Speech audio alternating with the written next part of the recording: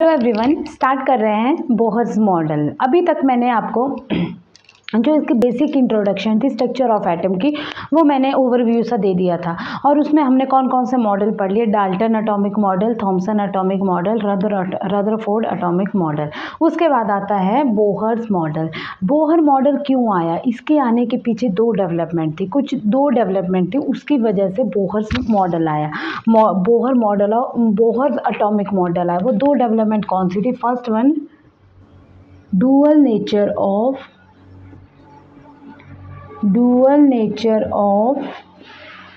Electromagnetic radiations.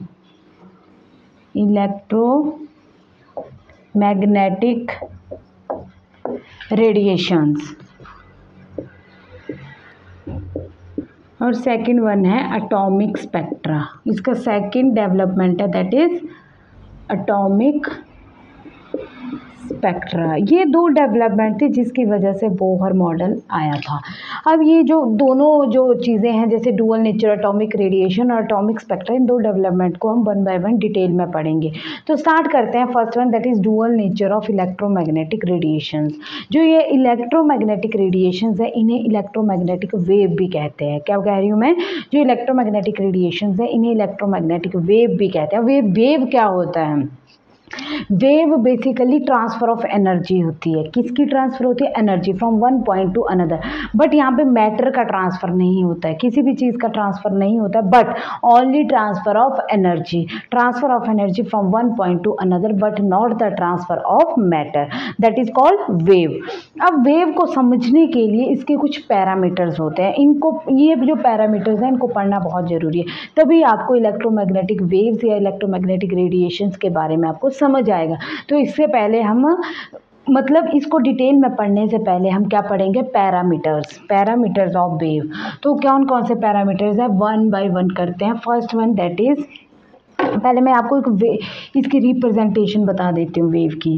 ये हो गया आपका ओरिजिन, मीन्स रेस्ट वाली पोजीशन O0। और ऐसे जो वेव है वो एक मीन पॉइंट से क्या होती है? ऑसिलेट होती है। ठीक है, मीन पॉइंट से ऑसिलेट हो रही है। तो ये किसकी रिप्रेजेंटेशन है? That is called wave. ठीक है बेटा, ये एक्स एक्सिस और ये वाई एक्सिस हो गया। डिस्प्लेसमेंट एंड वेवलेंथ, ये क्या आ गई इस साइड? डिस्प्लेसमेंट। ठीक है, और ये वेवलेंथ आ गई। अब बात करते हैं पैरामीटर। फर्स्ट पैरामीटर है दैट इज एम्पलीट्यूड। क्या है? एम्पलीट्यूड। अब ये एम्पलीट्यूड क्या होता है? एम्पलीट्यूड होता है कि जो ये मीन पोजीशन है, मीन पोजीशन से मैक्सिमम डिस्प्लेसमेंट, इस मीन पोजीशन से जितनी डिस्प्लेसमेंट होगी, दैट इज कॉल्ड एम्पलीट्यूड। तो क्या लिख रही हूँ मैं? Maximum displacement from mean position, displacement from mean position, that is called amplitude. ये फर्स्ट पैरामीटर आ गया। ठीक है, एम्पलीट्यूड का, इसे बोलते हैं हम एम्पलीट्यूड। अब सेकंड पैरामीटर है दैट इज वेवलेंथ। ये वेवलेंथ क्या होती है? वेवलेंथ। अब इस चीज़ के लिए दो चीज़ें आएंगी, क्रस्ट और ट्रफ। क्रस्ट क्या होता है? जो ऊपर वाला पोर्शन है, इससे ऊपर वाले पोर्शन को बोलते हैं क्रस्ट, और जो नीचे वाला है that is called trough. Crest and trough. अब ये बात आती है कि व्हाट इज वेवलेंथ। वेवलेंथ क्या होता है? डिस्टेंस बिटवीन टू ट्रफ या टू क्रेस्ट। ये जो क्रेस्ट है, इनके बीच का डिस्टेंस या ट्रफ के बीच का डिस्टेंस। डिस्टेंस बिटवीन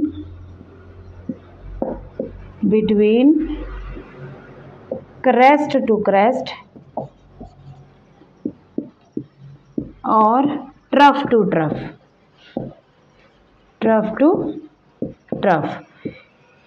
ठीक है, दैट इज कॉल्ड वेवलेंथ। या सिंपली ऐसा बोल सकते हैं कि वो लेंथ, ऐसी लेंथ जिस पे एक साइकिल जो है वो कंप्लीट होती है। एक साइकिल, इसका क्या मतलब है? जैसे ये है कोई लेंथ, यहाँ से ये स्टार्ट हुई, यहाँ से यहाँ तक क्या हो गई? एक साइकिल कंप्लीट हो गई। यहाँ से यहाँ तक एक साइकिल कंप्लीट होगी, दैट इज कॉल्ड वेवलेंथ। ठीक है बेटा, दैट इज कॉल्ड वेवलेंथ। तो इसको हम डिनोट करते हैं लैम्डा, लैम्डा इसका डिनोशन पॉइंट है। ठीक है, अब और इसको किसमें, मीटर, क्योंकि डिस्टेंस ले रहे हैं ना तो इसकी यूनिट मीटर। अब थर्ड वन है wave number. What is wave number? Wave number को हम डिनोट करते हैं न्यू बार। वेव नंबर को डिनोट करते हैं हम न्यू बार। वेव नंबर क्या होता है? Number of wavelength per unit distance, number of wavelength per unit distance is called wave number. ये 3 पैरामीटर हो गए, amplitude, wavelength and wave number. Fourth one time period. Fourth one क्या है? Time period. अब ये टाइम पीरियड क्या होता है कि कितने टाइम में एक वेव या एक साइकिल कंप्लीट हो रही है, कितने टाइम में एक साइकिल कंप्लीट हो रही है, that is called time period. उसके हम कैपिटल टी से डिनोट करते हैं, in how much time a cycle is complete. Fifth one frequency. Fifth one is frequency. Frequency को डिनोट करते हैं न्यू से। ठीक है, wavelength new, wave number new bar, wavelength lambda and frequency that is new bar. Frequency क्या होती है? Number of oscillations per unit time.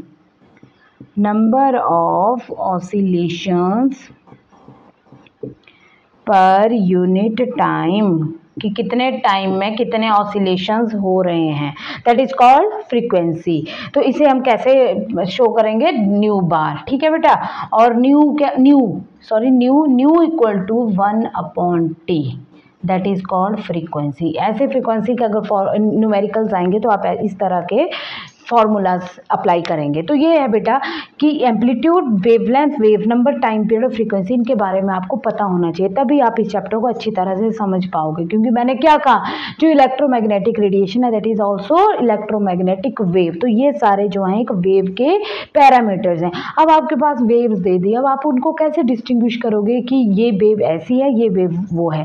अलग अलग वेव्स होती है। तो बेसिकली 3 चीज़ें नोट की जाती है, उसके बेस पे हम दो वेव्स को डिस्टिंग्विश करते हैं। एक होता है वेवलेंथ, एक होता है वेव नंबर और एक होता है फ्रीक्वेंसी। ये 3 चीज़ें, wavelength, wave number and frequency, इन 3 चीज़ों को हम अक्सर इस चैप्टर में पढ़ेंगे। वेवलेंथ और फ्रीक्वेंसी तो मैक्सिमम टाइम रिपीट होगी, क्योंकि जो इलेक्ट्रोमैग्नेटिक रेडिएशंस है, ये वेव्स हैं, उनको हम कैसे डिस्टिंग्विश करेंगे? On the basis of frequency and wavelength. तो इन आगे पढ़ने से पहले जब हम इनके बारे में इतना पढ़ेंगे, वेवलेंथ और फ्रीक्वेंसी के बारे में, तो उसके बीच में रिलेशन को भी पढ़ लेते हैं कि जो वेवलेंथ है और जो फ्रीक्वेंसी है, इसके बीच में क्या रिलेशन होता है। Nu equal to frequency equal to C/लैम्डा। फ्रीक्वेंसी, लैम्डा वेवलेंथ और स्पीड ऑफ लाइट, या आप ऐसा भी बोल सकते हो, nu is directly proportional, inversely proportional to 1/लैम्डा। जिसकी फ्रीक्वेंसी ज्यादा उसका वेवलेंथ कम। फ्रीक्वेंसी मोर, फ्रीक्वेंसी ज़्यादा है तो वेवलेंथ कम है, और उल्टा अगर फ्रीक्वेंसी कम है तो वेवलेंथ ज़्यादा है, तो वेवलेंथ ज़्यादा है। तो ये रही बात बेटा पैरामीटर्स की, जो अभी तक हमने पढ़ा है, और ये relation between wavelength and frequency. अब देखो, जब मैंने स्टार्ट किया था चैप्टर, तो मैंने क्या बताया, जब हम रदरफोर्ड वाला मॉडल पढ़ रहे थे तो उसमें उसकी क्या लिमिटेशन थी कि मैक्सवेल ने ही बताया था कि क्या बोला था कि रदरफोर्ड क्या एक्सप्लेन नहीं कर पाए थे कि जो भी पार्टिकल्स हैं, इलेक्ट्रिकली चार्ज पार्टिकल हैं, वो क्या बोला था मैंने कि अगर उनकी एनर्जी धीरे धीरे कम होगी तो वो क्या हो जाएगा, अगर मूव करते हैं तो ग्राउंड स्टेट से एक्साइटेड स्टेट से दोबारा ग्राउंड स्टेट में, तो उस तरह से वो ड्रॉप कर जाएंगे। कहाँ पे आगे? न्यूक्लियस में आके, तो पूरा सर्कल जो है वो तो खत्म हो गया। बट तो उन्होंने वो प्रॉपर एटम की स्टेबिलिटी के बारे में एक्सप्लेन नहीं कर पाए थे। तो मैक्सवेल ने क्या किया, मैक्सवेल ने कहा कि जो इलेक्ट्रिकली चार्ज पार्टिकल्स होते हैं, मान लो इलेक्ट्रॉन है, इलेक्ट्रिकली चार्ज पार्टिकल है, अगर वो एक्सेलरेशन के अंडर मूव करते हैं तो वो क्या करते हैं, वो इलेक्ट्रिकल और मैग्नेटिक फील्ड प्रोड्यूस करते हैं। वो क्या करते हैं, इलेक्ट्रिकल फील्ड भी प्रोड्यूस करते हैं और मैग्नेटिक फील्ड भी प्रोड्यूस करते हैं, प्रोड्यूस भी करते हैं और उन्हें ट्रांसमिट भी करते हैं। और उन्हें किस फॉर्म में ट्रांसमिट करते हैं, in the form of electromagnetic waves, in the form of electromagnetic waves. नाम से ही पता चला electrical and magnetic, electromagnetic waves, तो in the form of electrical and magnetic waves. तो एक वेव जो है वो इलेक्ट्रिकल फील्ड में प्रोड्यूस होती है और एक वेव जो है वो मैग्नेटिक फील्ड में प्रोड्यूस होती है, और दोनों जो है वो म्यूचुअली परपेंडिकुलर होती हैं। क्या होती है, वो दोनों म्यूचुअली परपेंडिकुलर होती हैं, एक दूसरे पे म्यूचुअली परपेंडिकुलर होती है। ठीक है, तो अगर हम इलेक्ट्रोमैग्नेटिक रेडिएशंस की प्रॉपर्टी की बात करें तो उनकी फर्स्ट प्रॉपर्टी ये है कि direction of electromagnetic field, direction of electric field and direction of magnetic field and direction of propagation of light. क्या क्या कहा मैंने, direction of electric field, direction of magnetic field and direction of propagation, ये तीनों जो है वो mutually perpendicular हैं। तीनों क्या है, वो तीनों म्यूचुअली परपेंडिकुलर हैं।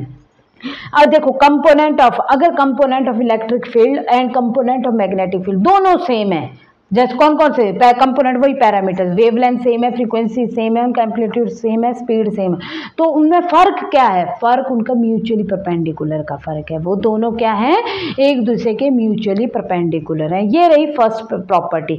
तो प्रॉपर्टी की बात करते हैं। फर्स्ट क्या है, direction of electric field, direction of electromagnetic radiation,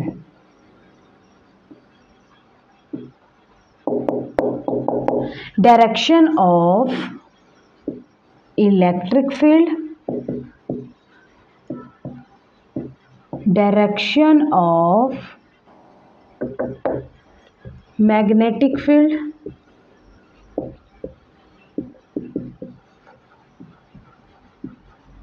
direction of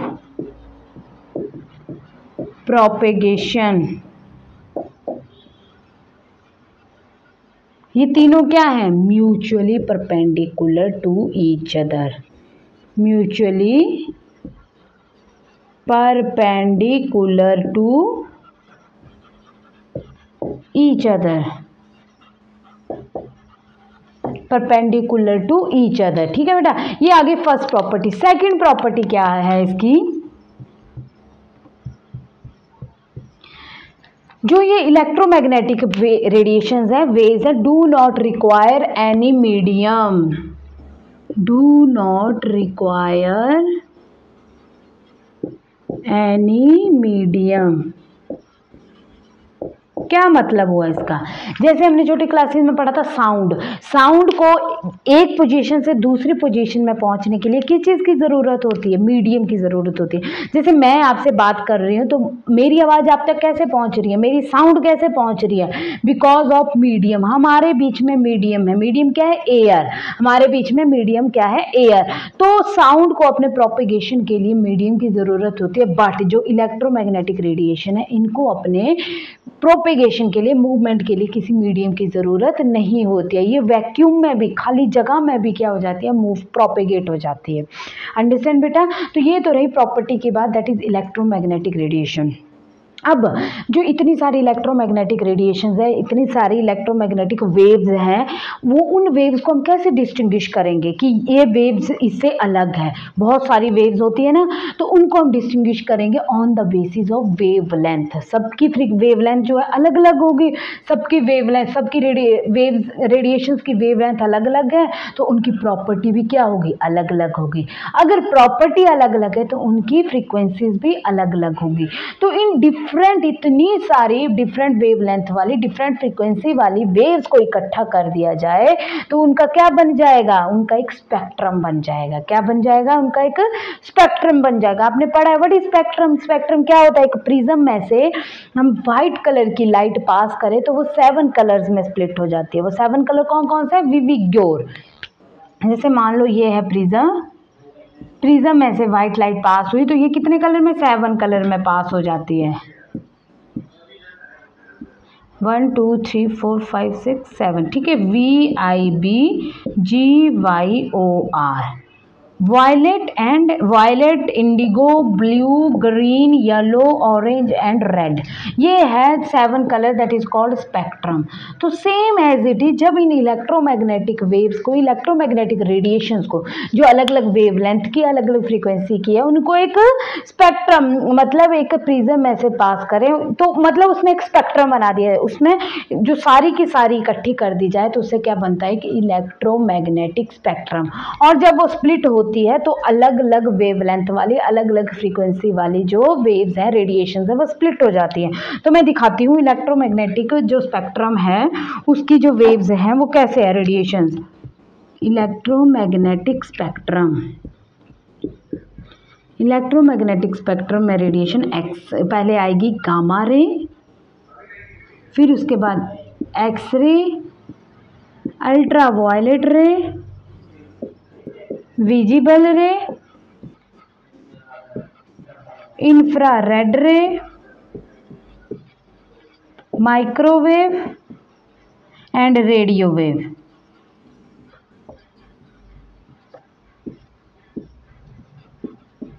ठीक है, एक्सरे, गामा रे, अल्ट्रावायलेट रे, विजिबल रे, इंफ्रारेड रे, माइक्रोवेव एंड रेडियो वेव। और जो ये विजिबल रे है ये लाई करती है 400 नैनोमीटर टू 750 नैनोमीटर, और यही वो रीजन है जो हमें विजिबल है, यही इतने से रीजन में हमें दिखाई देता है। बाकी जो ये रेज है वो इनविजिबल रीजन में फॉल करती हैं। ठीक है, जो ये गामा रे है इसकी फ्रीक्वेंसी जो होती है बहुत ज़्यादा होती है और इसकी वेवलेंथ क्या होती है, कम होती है। और इसकी वेवलेंथ, रेडियो वेव की वेवलेंथ जो है ज़्यादा होती है, वेवलेंथ ज़्यादा है मीन्स लैम्डा लिख देती हूँ, लैम्डा ज़्यादा है और न्यू जो है इसका कम है। ठीक है बेटा, तो फ्रीक्वेंसी जो है यहाँ से चलते चलते कम होती रही है और वेवलेंथ जो है यहाँ से बढ़ रही है। ठीक है बेटा, अब बात करते हैं जैसे एक्सरे होता है, एक्सरे है ना, तो एक्सरे कहाँ पे यूज होता है, जैसे अब किसी की बोन फ्रैक्चर हो जाती है तो डॉक्टर क्या करता है, एक्सरे करता है। हमें थोड़ी ना पता कि बॉडी के अंदर इंटरनल पार्ट में कितना चोट लगी है, कितना ब्रेकेज हुआ है, तो वो एक्सरे जो है वो हमारी बॉडी के इंटरनल पार्ट में पेंट्रेट करके घुस के वहाँ पे जो भी पार्ट जो है डिफेक्टेड है उसका एक पिक्चर बना देती है और हमें पता चल जाता है कि कौन सा पार्ट, हमें ये डॉक्टर को पता चल जाता है कि कौन सा पार्ट जो है वो डिफेक्टेड है, मतलब कहाँ पे फ्रैक्चर हुआ है। तो बोलने का मतलब ये है कि एक्सरे का जो फ्रीक्वेंसी होती है वो बहुत ज़्यादा होती है। जिन रेडिएशंस की फ्रीक्वेंसी ज़्यादा होती है वो उनकी पेंट्रेशन पावर क्या होती है, ज़्यादा होती है, और जिनकी वेवलेंथ ज़्यादा होती है उनकी पेंट्रेशन पावर कम होती है। कैसे, अब जैसे कोई बुक है, अगर मैंने आपको बोला कि ये है बुक, मान लो कोई भी, अगर मेरे पास कोई बुक है और मैं बोलूँ कि इस बुक के अंदर क्या है, मैंने कुछ रखा हुआ है, आप तो ना बता सकते कि क्या रखा हुआ है मैंने, क्यों, क्योंकि आपकी कौन सी रेज उस बुक पे बढ़ रही है, दैट इज विजिबल रे। विजिबल रे किस रेंज में फॉलो करती है, दैट इज 400 टू 750 नैनोमीटर। अब जो बुक है, मैं क्या बोलती हूँ, बुक एक मैटर ही तो है, मैटर के अंदर क्या होता है, एटम होते हैं, एटम के अंदर छोटा सा न्यूक्लियस होता है और बाकी सारी खाली जगह होती है, इलेक्ट्रॉन से तो होते हैं, खाली जगह ही तो है। 99.9% एरिया जो है वो एटम के अंदर खाली होता है। तो जैसे जो विजिबल तो खाली जगह तो हमें वो चीजें दिखनी चाहिए बुक के अंदर क्या है, बट हमें क्यों नहीं दिखती है, रीजन कि जैसे विजिबल लाइट उस बुक पे गिरती है तो वो जो अंदर खाली जगह है वो वहां पे टकरा के वहीं से वापस वहां टकराती है, वहीं से रिफ्लेक्ट होकर वापस आ जाती है। इसलिए हमें बुक का सिर्फ ओनली बाहर वाला हिस्सा ही दिखाई देता है, अंदर वाला हिस्सा हमें नहीं दिखाई देता है। क्यों, क्योंकि आपको पता है विजिबल लाइट की जो विजिबल रेडिएशन रे जो है इसकी वेवलेंथ क्या होगी, यहाँ बढ़ रही है, इसकी वेवलेंथ क्या होगी, ज्यादा है, तो इसकी पेंट्रेशन पावर क्या होगी, कम होगी। तो हमारे बुक के अंदर क्या है, एटम है, एटम तो बहुत छोटा सा होता है, तो इतनी छोटी सी एटम को अंदर पेंट्रेट करने के लिए वेवलेंथ क्या होनी चाहिए, छोटी वेवलेंथ होनी चाहिए, फ्रीक्वेंसी ज्यादा होनी चाहिए, बट विजिबल लाइट में तो ऐसा है नहीं, इसलिए विजिबल लाइट ओनली जो बाहर वाला चीज है उसे ही विजिबल मतलब वही हम देख पाते हैं, बाकी इंटरनल चीज को हम देख नहीं पाते हैं। ठीक है, आपको रीजन पता लग गया। अब जैसे हम एक स्केल ऑफ वेवलेंथ बताया आपकी बुक्स में, स्केल ऑफ वेवलेंथ में क्या बताया है कि एक्सरे है, एक्सरे आपकी एटम के न्यूक्लियस लेवल तक भी चीज़ों को क्या कर देता है, कैप्चर कर देता है, दिख जाती है न्यूक्लियस लेवल तक। और जो आपकी अल्ट्रावायलेट रे है ये आपके मॉलिक्यूलर लेवल तक आपको चीज़ों को दिखाई देता है। विजिबल रे जो माइक्रोस्कोपिक चीज़ें जिनको माइक्रोस्कोप से, जैसे प्रोटोजोआ हो गए, माइक्रो ऑर्गेनिजम्स हो गए, उनको सी करने के लिए, उनको देखने के लिए विजिबल रे होती है, माइक्रोस्कोप माइक्रोस्कोप से इंफ्रारेड रे को नीडल पॉइंट रेंज तक बताया गया है कि जितनी साइज जो है नीडल पॉइंट वहां तक हम चीज़ों को देख सकते हैं इंफ्रारेड रे से। माइक्रोवेव बटरफ्लाई, बड़ी सी चीज़ें होती है जो बटरफ्लाई शेप होती है, बटरफ्लाई तक का साइज, जो रेडियो वेव होती है, इनको कंपेयर किया गया है बड़ी बड़ी बिल्डिंग से।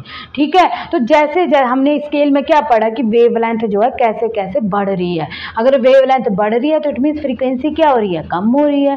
फ्रीक्वेंसी कम हो रही है तो मीन्स पेनिट्रेशन पावर भी क्या हो रही है, कम हो रही है। जो मैंने बुक का एग्जांपल बता दिया आपको, आई होप आपको यहाँ तक समझ आ गया होगा। यही है मेन रीजन। तो मैंने जो रिलेशन बताया था ना, frequency is inversely proportional to wavelength, तो वही चीज़ है, अगर फ्रीक्वेंसी ज्यादा है तो वेवलेंथ कम है, अगर वेवलेंथ ज्यादा है तो फ्रीक्वेंसी कम है। बस ये रिलेशन, मैंने वही बोला कि इस चैप्टर में आप वेवलेंथ और फ्रीक्वेंसी की बातें जो है अक्सर होती रहेगी। इसी बेस पे हम क्या रेडिएशन को क्या कर रहे हैं, डिस्टिंग्विश कर रहे हैं कि इसकी वेव फ्रीक्वेंसी ज्यादा है तो वेवलेंथ कम है। उसी बेस पे ये अरेंज हुआ है एक स्पेक्ट्रम है, that is called electromagnetic spectrum. तो अभी तक हमने क्या पढ़ा कि जो इलेक्ट्रोमैग्नेटिक रेडिएशन है, वेव्स, जितना भी अभी तक हमने पढ़ा वेव्स की ही बातें कर रहे हैं हम, कि ये वेव्स, वो वेव्स, इस वेव्स को कैसे डिस्टिंग्विश करेंगे। बट एकदम से एक इंटरेस्टिंग चीज आ गई कि जो इलेक्ट्रोमैग्नेटिक रेडिएशन है वो वेव्स ही नहीं है, वो क्या है, एक पार्टिकल की तरह बिहेव करती है। वो वेव की तरह नहीं बल्कि पार्टिकल की तरह बिहेव करती है। फिर ऐसा क्यों हुआ कि जो इलेक्ट्रोमैग्नेटिक रेडिएशन है वो पार्टिकल की तरह बिहेव करने लग गई? ऐसा इसलिए हुआ कि कुछ फिनोमिनन थे, कुछ फिनोमिनन है जिनको जो इलेक्ट्रोमैग्नेटिक रेडिएशंस का वेव नेचर है उसको एक्सप्लेन नहीं कर पाया। उन्हें सिर्फ इलेक्ट्रोमैग्नेटिक रेडिएशन का जो पार्टिकल नेचर है उसे ही वो ही एक्सप्लेन कर पाया। अब वो कौन कौन से फिनोमिनन है? वो है black body radiation, photo electric effect and atomic spectra. कौन कौन से? Black body radiation, atomic spectra and photo electric effect. उसे हम नेक्स्ट वीडियो में करेंगे। आज के लिए इतना ही। आई होप आपको यहाँ तक समझ आ गया होगा। Thank you.